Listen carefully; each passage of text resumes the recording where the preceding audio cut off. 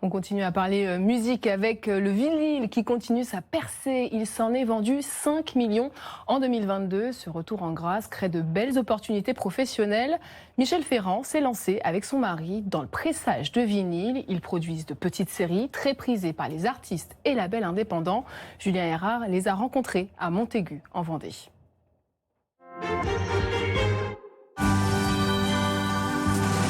J'ai eu le label au téléphone. Il voulait savoir où tu en étais au niveau du mastering de l'artiste. Avant de lancer une production de vinyle comme celui-ci, Michel Ferrand doit s'assurer de la bonne qualité de la musique. Et pour ça, elle est épaulée d'un ingénieur du son mastering qui n'est autre que son mari, Jeff. Donc concrètement, qu'est-ce que c'est une bonne musique et une mauvaise musique ?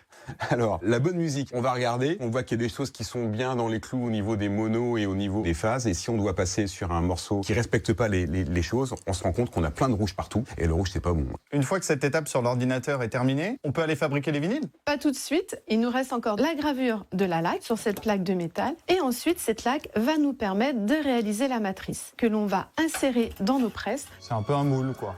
Comme un moule. Comment la musique, Michel, elle est arrivée dans votre vie ? Par Jeff. J'ai épousé Jeff qui est passionné de musique, ingé son, donc forcément il m'a converti. Maintenant que ces étapes ont été réalisées, les vinyles vont pouvoir être fabriqués. Michel Ferrand en produit près de 600 chaque jour et ça se passe dans son usine. Michel, on a nos matrices, qu'est-ce qu'on en fait ? Eh bien suivez-moi. Dans cette presse, on va installer nos deux matrices, une pour la face A et une pour la face B. C'est quoi la matière première du vinyle ? C'est du PVC que l'on reçoit en fait en granulés. Ces granulés sont fondus. Ça, c'est notre vinyle. C'est ce qu'on appelle le donuts, en fait, qui va être inséré et qui va être aplati par les deux mâchoires de la presse. Et voilà notre vinyle. Là, on va le découper pour enlever le surplus de matière. Ici, le coût de fabrication d'un vinyle va de 3 à 10 euros. Le tarif dépend en fait des quantités et des options choisies par le client, comme par exemple la couleur avec ces vinyles remplis d'éclaboussures. Comment vous vous êtes dit, je vais fabriquer des vinyles ? Eh bien, on avait remarqué que pour les artistes, il y avait notamment des petites séries de vinyles à faire. Ils passaient souvent après les grosses productions. D'où l'idée d'ouvrir notre propre structure destinée à ces artistes-là et au label indé. Pour avoir des délais plus courts. Plus courts, voilà, exactement.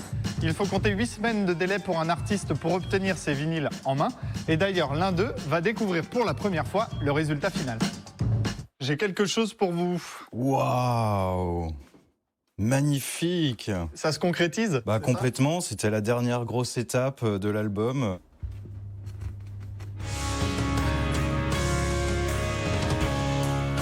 Au total, Michel Ferrand et son équipe ont produit plus de 150 000 vinyles depuis l'ouverture de l'usine il y a 1 an et demi.